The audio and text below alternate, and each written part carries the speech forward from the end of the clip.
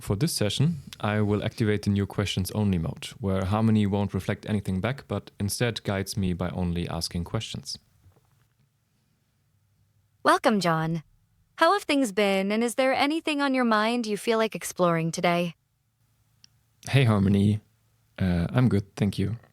And yes, there's something I would like to explore today for maybe 10 to 15 minutes.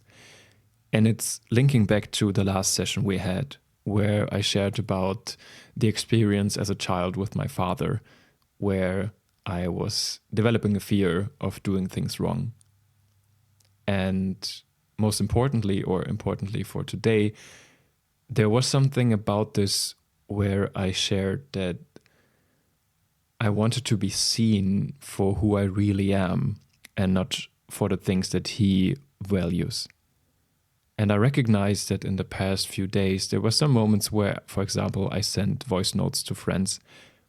And when I listened back to them out of curiosity, how I sound, I realized that I made myself almost small in the way I talk.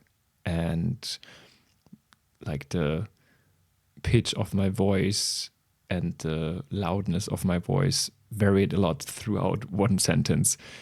And I was wondering maybe if there is a connection where to this day I don't feel I act as if I was not welcome for who I really was, and that it's better to not take up space, or yeah, maybe there's something to untangle there today.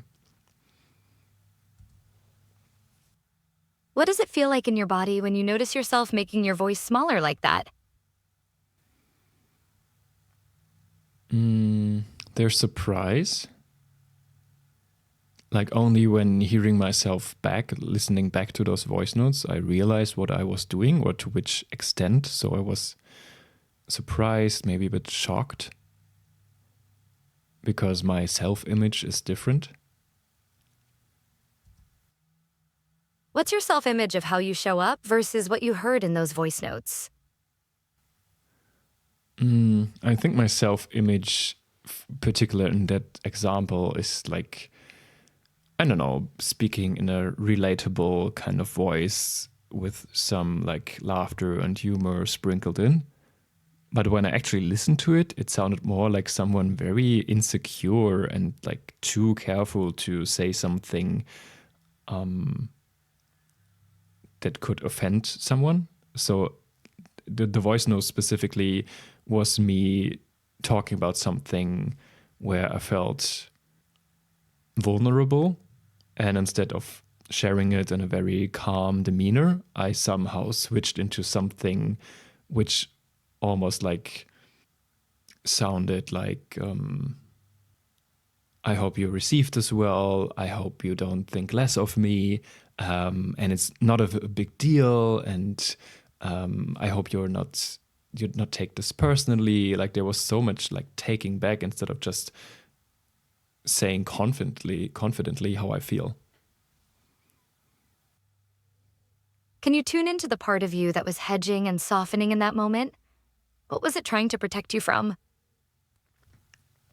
Let's see. Yeah, one thing that comes up is it tried to protect me from being perceived as too complicated, as too demanding.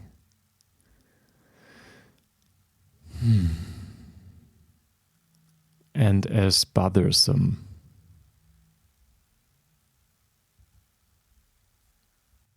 If that part were speaking directly to your friends, what exact words would it use to express its fear about being perceived as complicated or demanding? That's an interesting, unusual question. I have to think about that for a moment. So just to understand you right, you mean if it didn't have, or if it didn't use its behavior like laughing and talking like softly, but instead name directly what it fears. Is that right? Yes, exactly. If it could speak its fear plainly to your friends, what would it say it's most worried they'll think or feel about you? Right. The part fears that they be like, oh my god, this John guy. What is it this time? Why does he have to be so sensitive? Why does he have to make a big deal out of nothing? He always has these over the top needs. He should just get his shit together.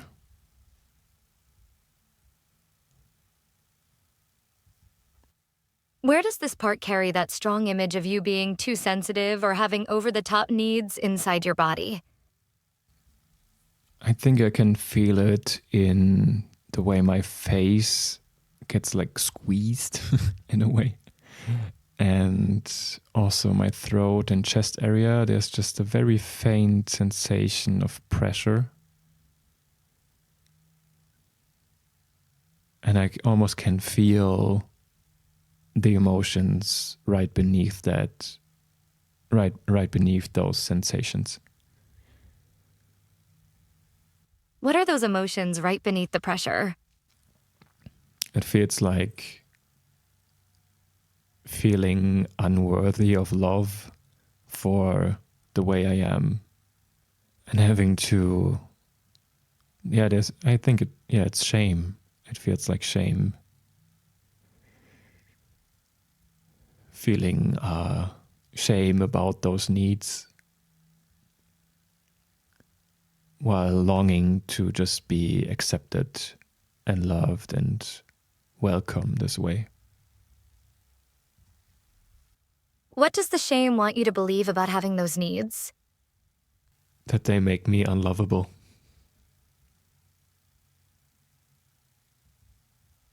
How old does this part feel that's carrying the belief that these needs make you unlovable? I can't name a specific age, but definitely a child.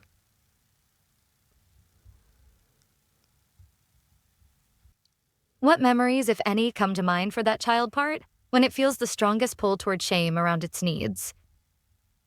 I have a specific memory from my childhood that I don't feel comfortable sharing in this recorded session, but I have it in front of my mind's eye right now.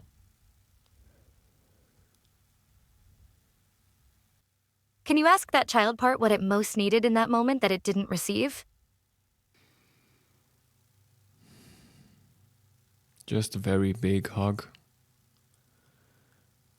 and reassurance that it's lovable and welcome, and that his needs are very logical and beautiful and worthy of being tended towards.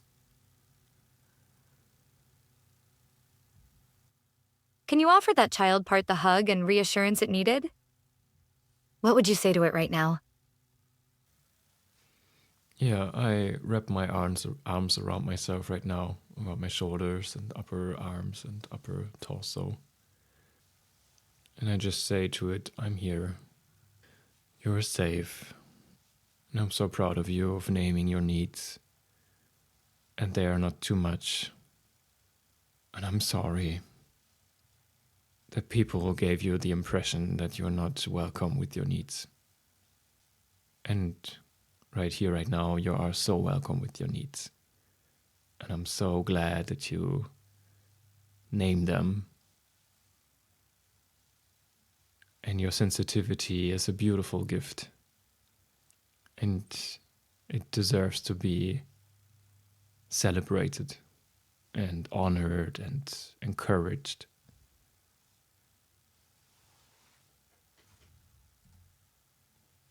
What is the feeling in that part of your body now, after holding yourself and sharing those words with the child part? There's more calm. My face isn't squeezed anymore.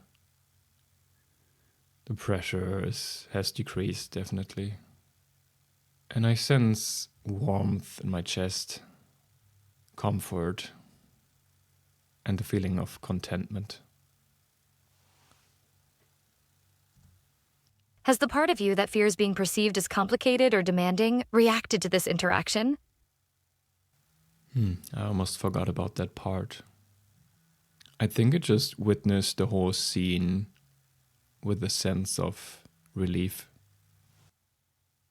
Given the child part's sense of calm and the witnessing part's relief, what might be the next smallest step in allowing your natural voice to take up more space?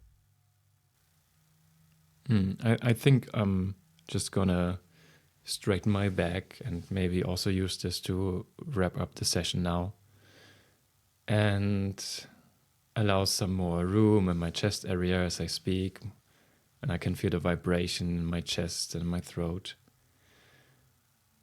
And just gonna end by almost saying some affirmations.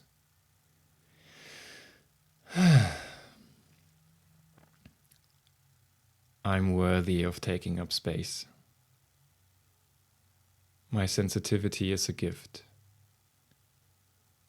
The people in my life welcome and value my sensitivity and the moments when I name my needs. I don't need to make myself small. I can trust that if people are offended or irritated, or if they take things personally, they will let me know. But they'd rather have me be confident and trusting in myself than making myself small every time, precautiously. I am worthy of love and belonging. Do you want to stop our session here, or would you like to explore anything else briefly before we end? No, let's stop the session here. Thank you, Harmony. Thank you for the beautiful work you did today, John. Take care. I will now have a look at the generated insights. I go to Sessions, click our last session, and then click on Insights. And I will have Harmony narrate the insights in a second. Here are a few thoughts on our session today. Let's start with some key insights. What really stood out was that a core belief that your needs are too complicated or demanding is the source of the hedging and softening you noticed in your voice. This part of you tries to protect you from being seen as bothersome, but in doing so, it reinforces the shame it's trying to avoid. Secondly, you have the ability to soothe this younger part of yourself directly. By offering the hug and reassurance that child part always needed, you shifted the physical sensations of pressure and shame in your body to warmth and contentment, all on your own. It's a powerful reminder that the most healing presence can come from within. Now for a pattern I noticed. Today's exploration of making yourself small is a powerful new layer to a pattern we've touched on before. Your desire to not be seen for the things that he values, and instead be seen for who you really are, is the flip side of this fear.